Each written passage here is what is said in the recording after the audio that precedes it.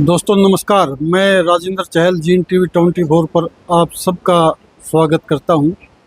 हमारे साथ हैं जो शख्सियत बैठी हैं, उनको उचाना हल्का का बच्चा बच्चा जानता है। उन्होंने जो पीछे 2024 के विधानसभा के चुनाव थे, उसमें निर्दलीय प्रत्याशी के रूप में चुनाव लड़ा था। वो कांग्रेस की टिकट लेना चाहते थे, लेकिन किन्हीं कारणों से उनको वो टिकट नहीं मिली और उसके बाद 80 चुनाव लड़ा।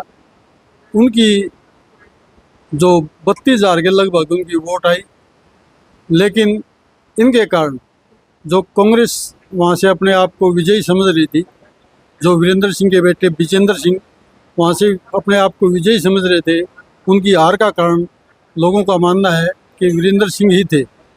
तो आज सीधे रूबरू कराते हैं आपको वीरेंद्र सिंह से। वीरेंद्र जी नमस्कार। नमस्कार। हमारे जो हैं दर्शक, उनको भी राम राम कर दीजिए। आपके दर्शकों को और आपको भी हाथ जोड़कर मेरी तरफ से राम राम नमस्कार।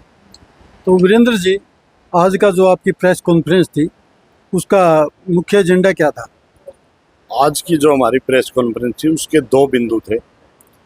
एक तो जो पूर्व सांसद विजेंद्र सिंह अपनी सद्भावना यात्रा निकाल रहे हैं, तो नहर के पानी की हमारी पुरानी मांग है, जो ढाकल हेड से बहुत पुरानी मांग है, उसके ऊपर सरकार कोई फैसला करे, उसके ऊपर सरकार कुछ तत्परता दिखाए कि लोगों को उनका हक मिलता है।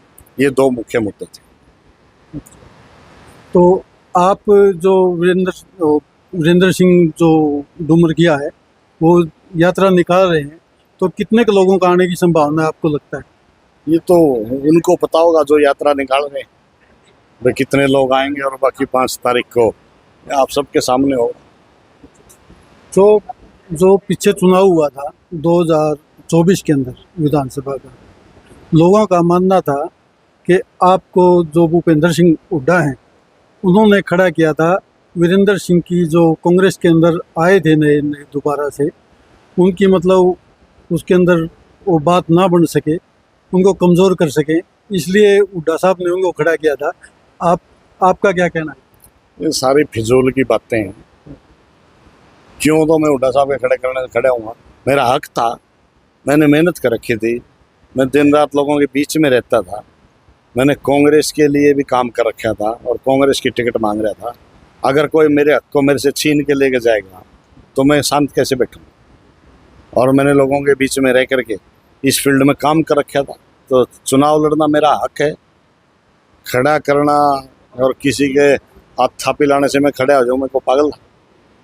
48 साल मेरी उम्र है, मेरे को इतना ज्ञान नहीं है कि वह किसी के खड़ा करने से ही मैं चुनाव लड़ूँगा। अगर भूपेंद्र हुड्डा मुझे खड़ा करता और भूपेंद्र हुड्डा मेरी मदद करता तो मैं आज विधायक होता।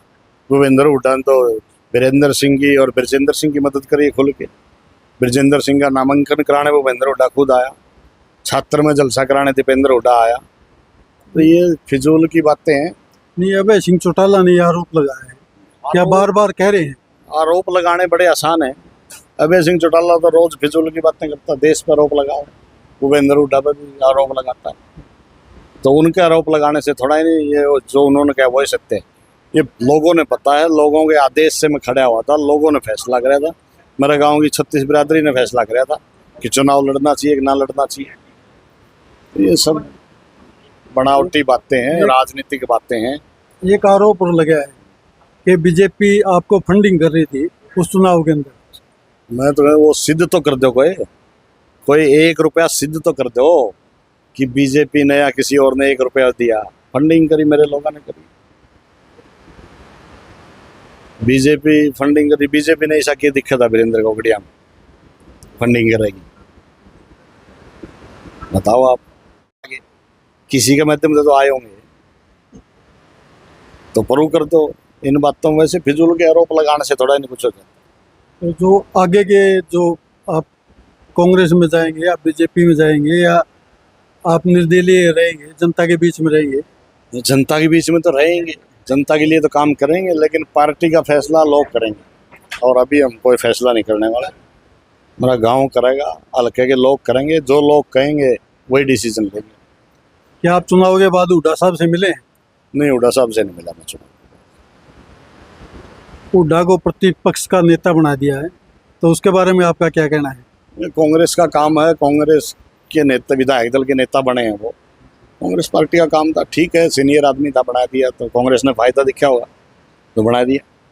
तो आपको कैसा लग रहा है? मेरे को तो क्या लगना था, मेरे को तो हुड्डा साहब के बढ़न मेरे तो कि फायदा होना रहा।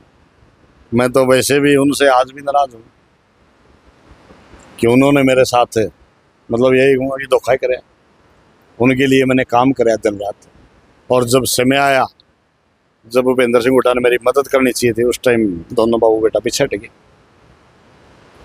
तो उनके बनने ना बनने से अपनी सेहत पे कोई फर्क नहीं पड़ता।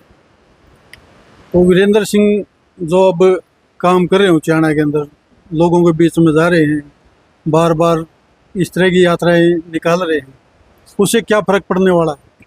कुछ नहीं, काम थोड़े नहीं कर रहे हैं, राजनीतिक ड्रामा कर रहे हैं। भाई वीरेंद्र सिंह ने अपने बेटे की चिंता हो रही कि इसने सेट कर जो एक बार, ठीक। और कोई लोगों की आवाज़ थोड़े नहीं उठा रहे वीरेंद्र सिंह। कोई उचाना हल्का कोई मुद्दा थोड़े नहीं उठा रहे हैं वीरेंद्र सिंह। कोई उचाना हल्का के बच्चों के रोजगार पर बात थोड़े नहीं कर रहे हैं वीरेंद्र सिंह। बोले भाईचारा बढ़ावांगे हरियाणा में, कांग्रेस को मजबूत कराएंगे। रईस उचानन के फायदा होगा, कांग्रेस ने तो मजबूत कराएगा। चाहे तो उससे उचानन फायदा होता हो कि नहीं, फिर तो उचाना के लोग भी गले लग गए करें से कांग्रेस ने। कांग्रेस तो वो नहीं मजबूत थी बात से, फिर क्या कर दिया। तो ये सारे राजनीतिक ड्रामे हैं। कमजोर क्यों हुई? फिर कमजोर का कारण क्या था? एक कारण कांग्रेस खुद थी, कारण कांग्रेस थी, पार्टी के गलत फैसले थे। जीतने वाले आदमियों को टिकट देनी चाहिए थी, जो आदमी धरातल पे मेहनत कर रहे थे उनको टिकट देनी चाहिए थी। इसलिए मुंह की पानी पड़ी कांग्रेस ने। तो गलत फैसले करेंगे तो उसका नुकसान तो भुगतना पड़ेगा ना, वो भुगत रहे हैं। ठीक है, धन्यवाद जी। ये थे वीरेंद्र सिंह कोकड़िया जी, आपने उनके विचार सुने। अभी इनका किसी पार्टी में जाने का कोई मन नहीं है,